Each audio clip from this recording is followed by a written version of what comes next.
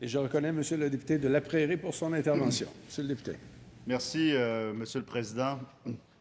Pour tous les Québécois qui ont suivi les débats linguistiques depuis les années 70, même pour les moins âgés d'entre nous, on ne peut que reconnaître qu'à chaque fois, ces débats ont suscité d'intenses discussions au sein de notre société civile. Que cela soit avec la loi 22, la loi 101, la loi 86, jamais cela ne fut un exercice facile. Aussi, je m'étonne de voir qu'un gouvernement minoritaire choisisse d'ouvrir ce dossier à un moment où le Québec pourrait avoir d'autres priorités. Certains diront que le français recule, mais en cela, les avis sont partagés. Certains indicateurs nous indiquent qu'au contraire, il progresse. Certains indicateurs nous disent qu'il y a place à l'amélioration.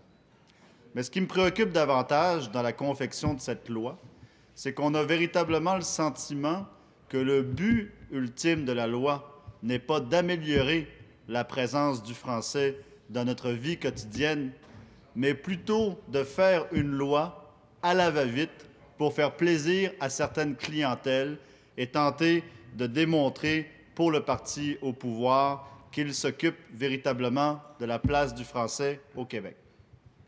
Cependant, dans le cadre d'un gouvernement minoritaire, il aurait pu choisir, avec ses pouvoirs exécutifs, dans les champs où il a une véritable capacité d'intervenir avant de faire appel à la Chambre, il aurait pu choisir d'apporter d'importantes modifications à certains processus ou à certaines manières de faire. Entre autres, nous pouvons d'ores et déjà parler de l'immigration, parler de la sélection de l'immigration, parler de la francisation des immigrants fraîchement arrivés, de leur accompagnement, du suivi des cours de français, de budget additionnel. Ça aurait pu être un choix de ce gouvernement d'injecter davantage de sommes afin de faire en sorte que parmi les nouvelles personnes qui joignent notre société, elles aient davantage de support pour apprendre notre langue. Ça aurait pu aussi être des campagnes de promotion. Nous avons vu avec quelle efficacité, par exemple, dans le cas du Code de la sécurité routière, l'alcool au volant, nous avons pu atteindre des résultats effarants. Nous vivons dans un monde où la publicité est omniprésente. Une publicité bien faite peut nous rendre de grands services. Évidemment, encore une fois, il s'agit d'avoir des moyens budgétaires. Il s'agit pour un gouvernement de faire des choix éclairés. Ça pourrait aussi être de commencer par ses propres fonctionnaires.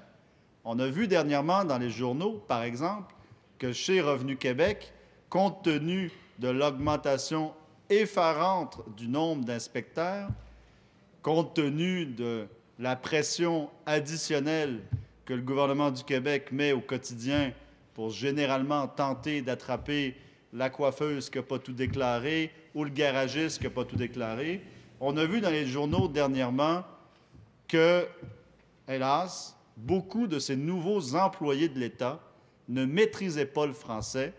Certains comptables de bureau, certains avocats disent même qu'il est plus facile de passer en anglais pour être certain de bien se faire comprendre lorsque nous parlons de fiscalité avec des représentants du gouvernement du Québec.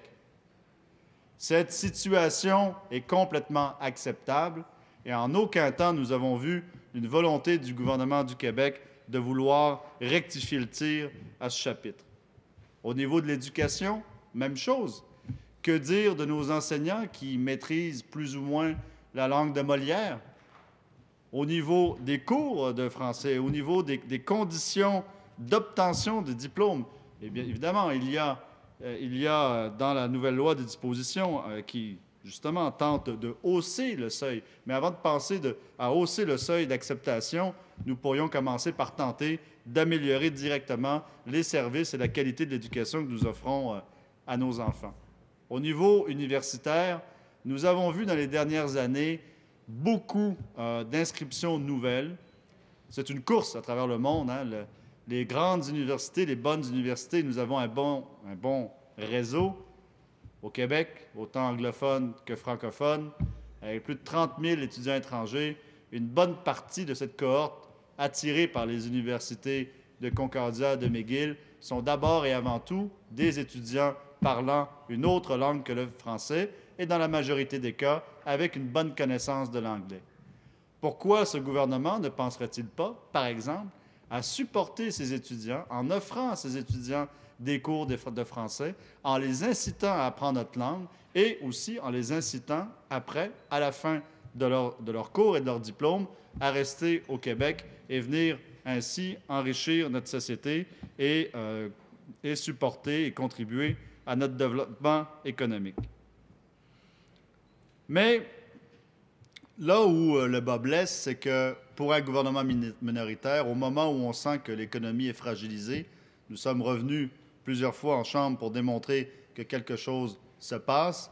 Il y a eu beaucoup de déni du côté du gouvernement, mais il y a une limite à ce qu'on peut empiler comme mesures qui sont par définition des mesures qui inquiètent le capital, qui inquiètent l'investisseur et qui inquiètent l'entreprise privée.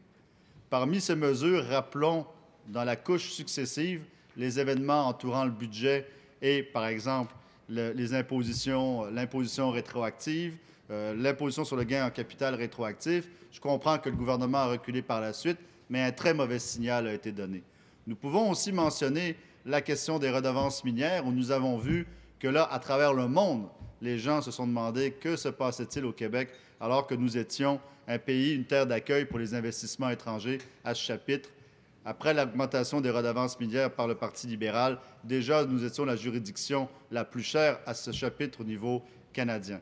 Maintenant, nous rajoutons une contrainte. Ça aussi, ça crée de l'inquiétude. Quand nous touchons maintenant à la langue, bien que le délégué à New York, André Boisclair, ait réagi avec grande vivacité à l'article du Newsweek, il n'en demeure pas moins que le signal que nous envoyons encore à l'extérieur et à certains de nos commettants du milieu des affaires, c'est que ça devient encore plus difficile, plus contraignant, plus compliqué de faire affaire au Québec.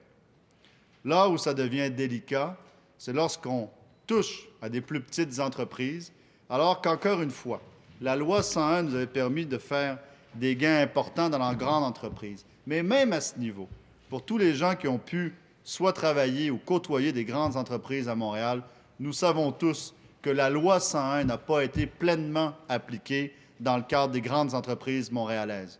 Nous avons même vu, par exemple, même à l'intérieur de la Caisse de dépôt, des unilingues anglophones avoir des postes importants.